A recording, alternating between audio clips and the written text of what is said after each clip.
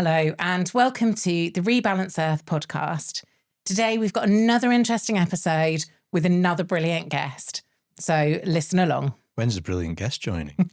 I don't know. Just hopeful. Might come in a minute.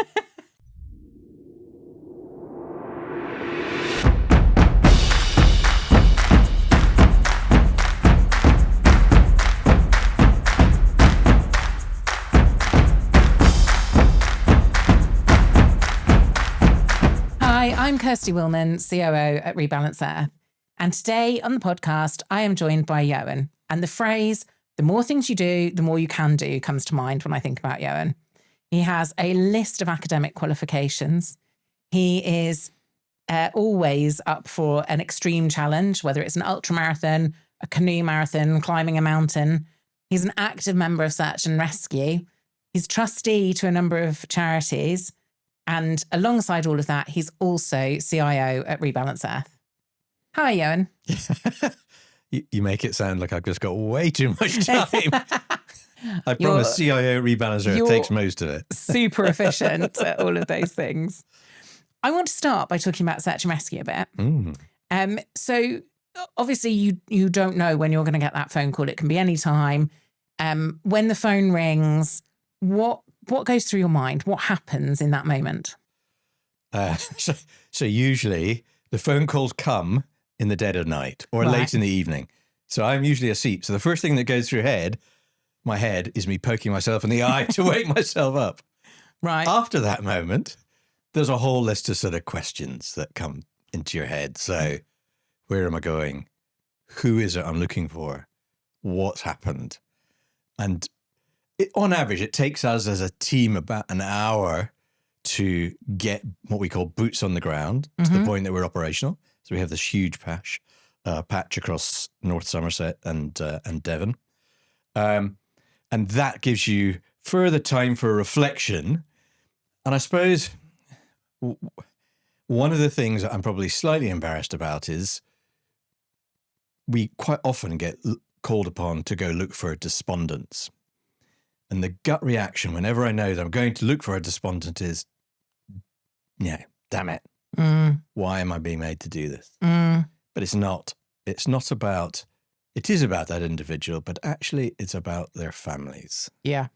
It's knowing that I'm doing this because somebody somewhere is going to want some comfort in knowing that somebody tried to go and get them. Yeah, absolutely. And you must face a lot of like really awful things as you're doing this. So I guess partly, something bad has happened, otherwise you wouldn't be called. But also like the power of nature, what nature can do, which must be terrifying to see those things. Yeah. I mean, my speciality, as you know, is water rescue. And if you ever need anything to demonstrate its power, it's being in, a whitewater river and or a powerful flood as it's getting up. Both of those make you feel very small and humble. But I think that's a good thing, because if you don't treat them with that level of respect that comes from that, then it will own you. And one of the things that we teach on water rescue is that you're not going to win in a fight with water. It's about recognizing its behaviors, understanding the hazards, and then working with it so that you can achieve what you need to. I need to get from this bank to that bank, and there's a raging river in between. How am I going to do that in a way that doesn't also put me or teammates into danger? I think there's just such a difference because you see things on TV. So we've all seen the images and, doesn't it look awful? But there's such a difference between seeing the images and being in the reality that I think most of us, fortunately, never really get to experience. Which I think, you've got the reality of that. Yeah, I mean, I have to say there are some things I hope you never get to see the reality of. Yeah. But we've got really good people that will help, deal with some of the mental trauma that you're digesting. And whether that's, there's a debrief, hot ritual debrief after every training or call out. And then depending, after a couple of weeks have passed, there's further interactions to make sure that actually you're able to process whatever it is that you've seen and faced. Yeah, I mean, that's so important. And I'm fascinated by the fact, because this is a team that doesn't work together all the time. This is a team that only comes together in very extreme circumstances or training for it. Yeah. But you have to have such absolute trust in your teammates, which is hard to build when you're working with people day to day, not in a life-threatening situation. You don't often have those in the office. So how do you prepare for that? How does that work? How do you build that team? Yeah, no, you're right. I mean, you're absolutely right. They come from all walks of life. Mm-hmm. So, yeah, teachers, some folks that work for the Environment Agency, fire, and then me. I think I'm the only city person on the team at the moment. Probably best that way. But you're right. Through that training process, we have to build up that level of trust in each other. And there's something about working to standardized yet adaptable processes. Yeah. So what I mean by that is, so for flood rescue, DEFRA produces a document called the Flood Concept of Operations. And that basically lays out, in the following situations, these are the things that you will do. And so you've got a framework in which you can all work. As you say, you've trained together. My hours of training this year or something, they're over 400 hours of training. Oh, right. So it gives you a sense of how much commitment there's in there. And we also know that you're going to follow the person that is most expert, not the most senior, the most expert for delivering in that situation. Then you're in a little team, and then game head is on, and you've kicked into, okay, I know what's going on. And a really good, strong team leader will say, okay, this is the situation as I see it. These are the actions I think we should take. Does anybody have anything other that they would add to that? Yeah. Which is a great way of getting feedback, which is so incredibly important, as we both know, even in our normal work, for how we're going to get the job done. And then there's a very clear role assignment. So, right, you're on comms, you're going to be putting together the rope system, you're paddling the inflatable, and you're doing the actual rescue. Everybody knows exactly what they're doing. And then you turn to the last person, who often is the downstream safety for when everything's gone badly wrong, and you say to them, I need you to come up with the plan B. Right, okay. And there's something about being unafraid to reset. Yeah. And I'm not sure we always do that enough in our own working lives, actually, just to say, actually, let's not be afraid of failure. That's okay. Yeah. We have the capacity to, if we're going to fail, let's fail quickly and then reset and go again. Yeah. You've still got a chance. You're still in the game. Yeah. And what has that failure taught you? Because even if it didn't work, you've still learnt something from it that you can then use for your 100%. next plan. Yeah. Yeah. And so you have got a fascination of nature. Like I mean, you're genuinely passionate about nature. You've got a master's in aquaculture. You're in the middle of a PhD, nearing the end of your PhD? Oh, middle. Let's go with middle. What has driven that passion for nature? When did it start? When did you first become passionate about nature? I mean, I'm privileged. I grew up in just in Stirlingshire at the beginning of the Highlands, near Loch Lomond. And as a kid, many decades ago, I don't think my parents worried if I disappeared first thing in the morning and came back at night. And we got up to all kinds of stuff, most of which we should never talk about. That's a whole other podcast. But it was lovely to be able to roam those mountains, those hills, the rivers, the lochs. Just a beautiful way to grow up. And I think from that point on, I've had that love of nature. And it's stuck with me ever since. And so actually being able to... Well, the aquaculture one is funny because, as you know, at Hermes, when we were setting up our nature fund, it suddenly dawned on me, oh my God, I'm going to be sitting on chairing an investment committee, deploying other people's capital to something I know nothing about. Yeah. I need to go and do some learning, which is why I went back and did that. And then the PhD for me is one of the unfortunate truths of where we are as a society, as a planet, is investment in nature they're kind of unhappy bedfellows today, if we are honest. And that's what you and I and everybody in Rebalance is trying to fix. And so the PhD is me trying to make my tiny, infinitesimally small contribution to bridging that gap between nature and investment. And success for me will be, even if, there's one thing that somebody one day reads my thesis and goes, now I get what he meant, then that's good. Yeah. I'll be happy. And it does feel like a lot of what we've done is explaining how you can get a return from nature, that it's not just this sort of philanthropic, charitable thing that it's a nice to have. It's actually delivering real economic benefit. But yeah, there is a real disconnect. Yeah. I think you might be the only person I know who is as comfortable in a field in boots as you are in the boardroom, and actually who can combine the two, because there have been various points where we've been on calls and you've been walking your dogs across the moors during those calls. Yeah. You've obviously had a really, long career in financial services. I want to take you back to the start of that career. Oh, God. That's a long time ago. And I think there's been quite significant change in the financial services world over those years. And just sort of reflecting back, what are the things that you've seen that you're glad you don't see anymore? And what are the things that you're glad have stuck around that you think are positive things that we've got in the financial services world? Yeah. So apart from the sexism and the misogyny, should we put those to one side? Yeah, I think we're all agreed that they should disappear somewhere. Yeah. So, as you know, I started out life as a quant. So somebody who coded financial models to predict stock returns or asset class returns or currency returns. And when I started out, 1990, that just wasn't a thing. People didn't really do that. Yeah. We were kind of rarer than hen's teeth and a little bit odd. And I think one of the positives that the city does is to go, okay, there's something in this new technique. Let's embrace it and take it as far as we can. And sometimes that goes too far.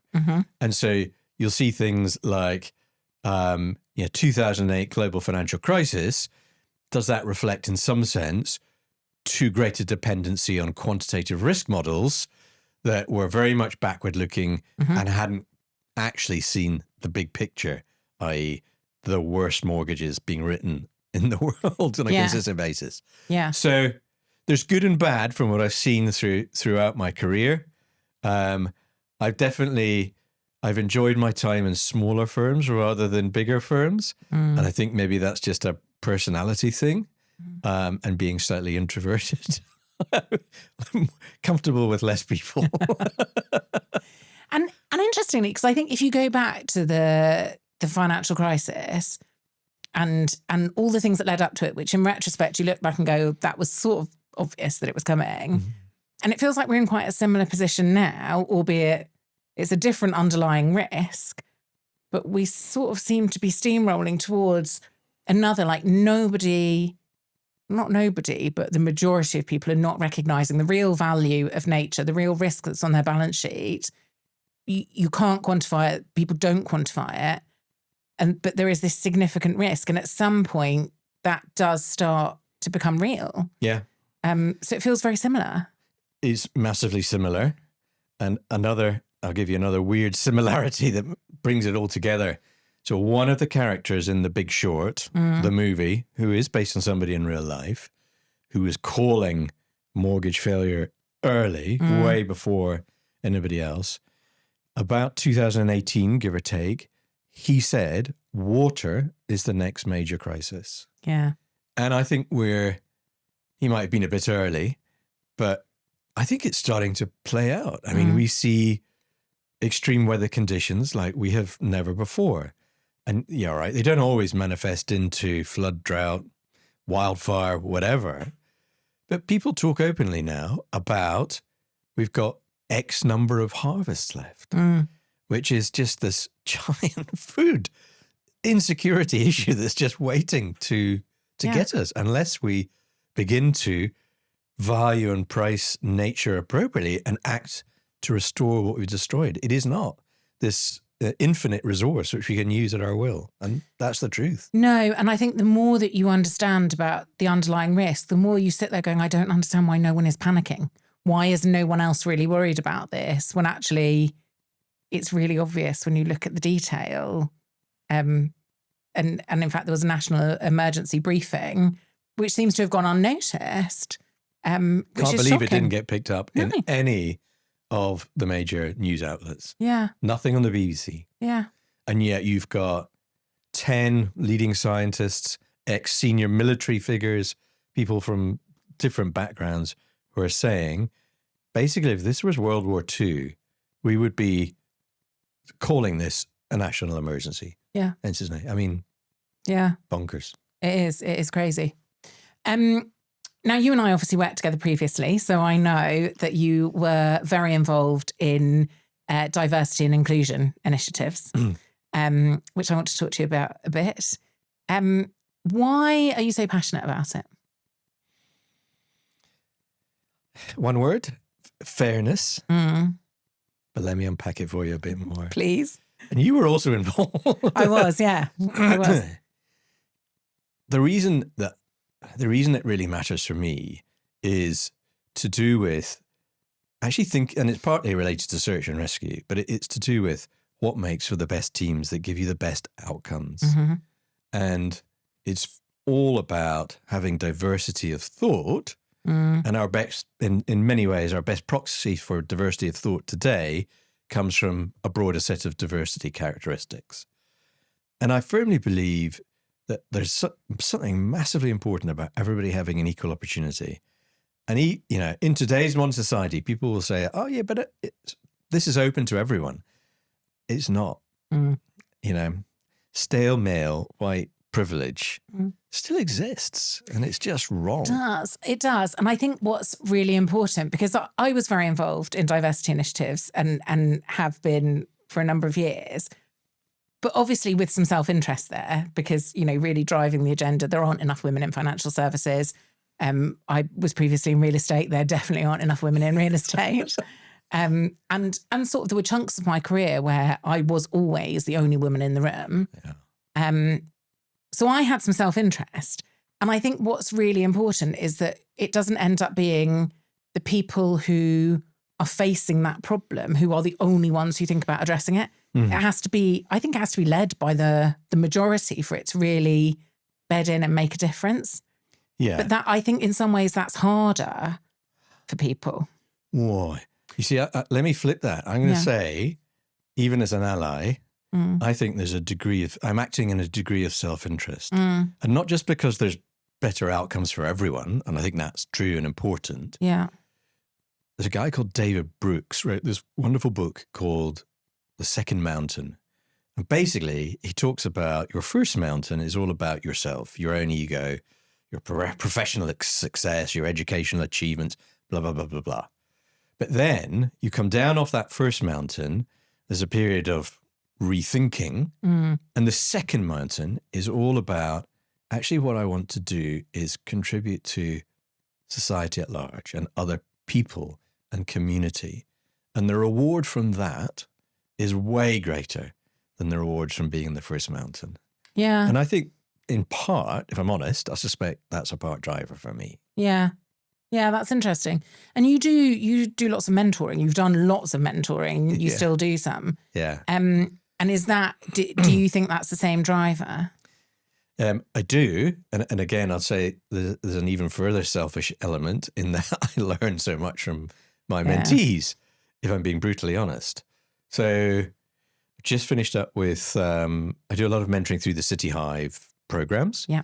I just finished up with one young Muslim woman through the Guild of Investment Managers, comes from a family with no background in financial services whatsoever, and we just got her through, round one of IMC. So she's on her way. Amazing. And it's just so good. And seeing her, so nervous and scared before the big exam, and then seeing her delight afterwards has been wonderful. Another mentee I've got at the moment, he was in wealth management, but had his own idea for his own fractional CFO business. And he has taken the risk to go, actually, that's what I want to pursue. And so I'm just getting so much from watching his success and his happiness in pursuing a life goal that, I can help in a tiny way. I can help him do something. Yeah, and there's real pride in that, like pride in their achievements. Is there anything you've learnt from your mentees that you use? Loads of stuff, because they all bring different perspectives that my life experience means I just haven't got those yet. Yeah. So that's wonderful. We've all had different upbringings. We all came through different routes to where we are. Everything we do is path dependent. So yeah, I always learn a ton just from spending time with these folks. Yeah. And one of the things I'll always say at the beginning of any relationship is this is going to be a two-way process. Yeah. And make sure they're happy with that, because it's key. No, and I think that's really important, because I think we label it mentoring, and I've done some reverse mentoring, which I loved. Yeah. We did reverse speed mentoring. So it was 20 minutes with each mentee. And I came away like so energized and excited, and like all the things that I could do, and sort of going, was I really bad? How was this meant to work? But I think if you look at every mentoring relationship as being two-way, then it shouldn't ever just be one way. And I think that's really powerful. So I asked Rob this question on the last podcast. Where do you see yourself? Where do you want to be in 10 years? Retired? No chance. Well, obviously, the stock Rob answer is managing £10 billion Yes, exactly. in Rebalance Earth. There's no way Nature Capital. Yeah. Hey, listen, if we even got a fraction of the way towards that, I would be so pleased. Yeah. Bigger pick. Well, let's start at that level. So I would love for the investment industry to have woken up and for everybody to take nature seriously. So that would be one thing. Going up a level from that, there's something about the investment industry as a whole actually coming around, moving away from this obsession with short-termism, which afflicts everything, and it creates incredibly poor decisions, to understanding our job is to deliver sustainable long-term wealth to our clients, and recognizing that we have the privilege of managing other people's money. And let's do a good job about it. Let's not forget that our activity is not independent of society at large. Yeah. And that corporates don't act in that way. And we should not either. And I guess like a lot of what we're doing is trying to shift how people think about nature, how you can get a return from nature. And we deal with the investors. You're dealing with the underlying investments, which is such a diverse group of people in itself. Because this isn't buying shares, this is building a project, and then dealing with the off-takers who are effectively paying for nature. Across that group, if you could click your fingers and change something, what do you think would really shift the dial in making this all move faster?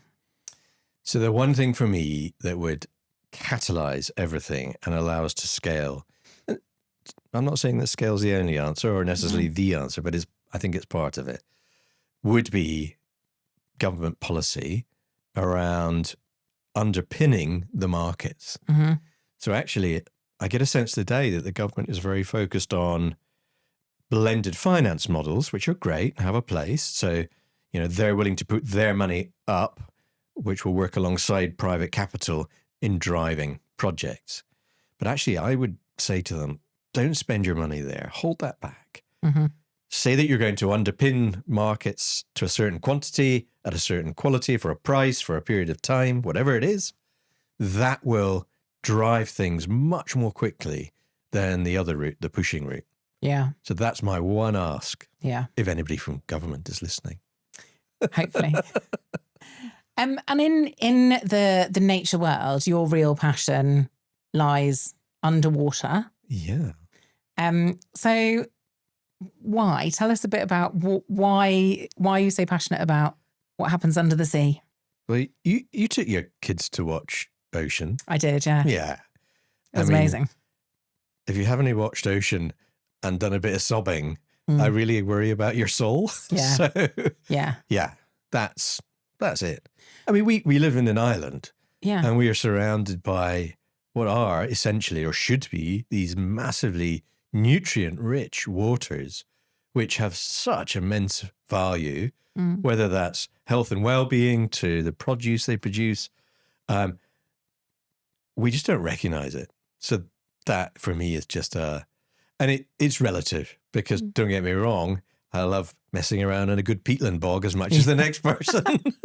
And I know Absolutely. Rob's obsessed with his moss. He is, yeah. That's okay. Each to their own. Yeah, absolutely. I think the thing that really struck me about ocean was like how stark so when it was unhealthy, it was, sparse. There was nothing there. It was underwater desert. And then when it was healthy, it looked amazing and exactly as almost like a child's drawing of what you think it will look like under the sea. But the most amazing thing was you don't have to do something to all of it. So there was, they explain it in ocean, but if you leave a bit of it alone and let it recover, then that impact is far greater than the bit that you leave alone. And so you can still fish the other parts of it, but the benefits still spread. And it feels really odd that we don't make the most of that when it's actually not that hard to let it all regenerate. Yeah, yeah. And there are great examples of that. You've got, down in this country, down in Lyme Bay, there's a mussel farm not far off the coast. And just the fact that you have a live shellfish area is creating benefits along the rest of the Jurassic coast, which the fishers are noticing in terms of their catch. Yeah. And then if you go abroad, before the current administration got rid of it, the marine protected area that they put around Hawaii, that extended to something like 5 times the area that was actually protected had become just massively recovered as an aquatic habitat. Yeah. Super powerful. So can we talk a bit about your extreme adventures? So there's been various ultramarathons, lots of mountains, cycling across the Arctic spine. Was that right? No, it's cycled down the Gambia River. Okay. And ran and canoed it. Okay. Arctic spine was snowshoeing, cross-country skiing, and generally falling over in the snow and the ice. Yeah. So I mean, I'm so far from wanting to do these adventures. So maybe why to start off with? You're going to say why not? No, I'm not. I'm going to be honest and say they usually start in a pub.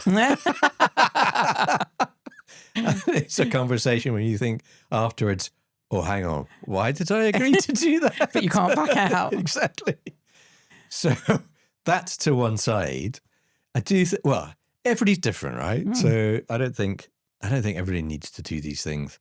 But I know that for me, I'm reasonably naturally fit because of what I do anyway, but actually I get a huge amount of reward from testing myself physically, but actually I think most of the time it's mental. Yeah. So for any of those sort of extreme events that I've done, you've done so much training physically, you should be able to do it. And actually, the real challenge is the little voice inside here, which about hour 17 going, you can stop. You really can stop if you want. And having to get rid of that and go, no, there's a finish line. I'm going to make it. And I don't do these things for a time or for winning, or it's a completion thing. Yeah. I think the Japanese have this as a concept, and it's something, I think they call it a Masugi concept or Masugi challenge. And for them, it is something about if you set yourself one of these over, regularly on a defined period, once a year, then the sort of inner reward that comes to you from doing that is something really palpable. And I experience that. I do. Yeah, that's really good. And then if you think about your extreme challenges, the search and rescue, what have you learnt from those things that you bring to the office, to the financial services world? Endurance has got to be one of them. Yeah. Endurance. Make sure you surround yourself with an awesome team because you're going to need to rely on them. there's a whole lot of contrast in there too. So, things like focus come to mind and being sort of absolutely dedicated to something, but equally things rarely go to plan. And so you have to be incredibly adaptable.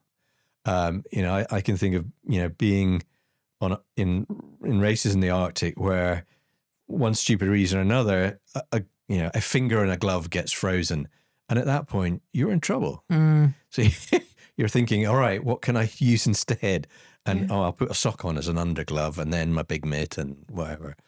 But yeah, there's a whole load of things which I think I can take from those and from the search and rescue world and bring those into the office. And I think they're relevant. There's something about risk as well. I think all of those adventures help you to assess and then to manage risk.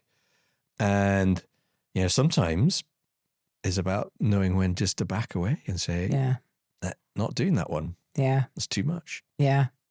I think there's definitely something in what you said earlier about it's not always the most senior member of the team. It's the person that knows the most about that thing that you should listen to. Yeah. And I think certainly I recognize that in how we work, that it's not about seniority. No, most of the time, people will come and ask questions because that kind of have, they filter up, as it were. A lot of the time, my sense is, I'm sure you're probably the same, that person already knows the answer. Yeah. They've come to you for validation. Yeah. And I love getting the youngsters on the team to make the decisions if we can, because I think that's really important to their growth and how they develop. Yeah, definitely. And I think it goes back to diversity as well, because quite often they come at something from a different angle and end up in a better place. So exactly. Yeah, there's no point in having that diversity if you're not going to listen to it. So we've covered a lot of ground. Yeah, I'll say. What is your proudest achievement? My kids. They're happy. Yeah. They're pursuing their own lives. And they sometimes laugh at my dad jokes. I mean, they are very kind children then. What? Oh, you want me to ask Kirsty? Oh, I get to ask you the same. Kirsty. Okay. What are you most proud of? And if you don't say your kids, I'm telling them. I'm not okay with the tables being turned here. I think it's a combination of, I'm really proud of my kids, obviously. Like, I think they're amazing. But I'm also really proud that I have been able to be around for them and have what I consider to be an interesting and challenging career. Yeah. And I think, we were very much brought up in there, you can have it all. And the reality is it's just such a hard balance. And I never wanted to be on the extreme end either way. So I'm quite proud of that. And we both know that women still do the majority of them. Yeah, we do. Yeah. I'm also incredibly proud that my son can crack out a drive with his golf club of 250 yards dead straight. So bloody hell. I'm hoping he'll win the Open one day and I'll retire. Well, I have really enjoyed our chat. Thank you very much, Eoin. Thank you. I hope you've enjoyed listening to this as well.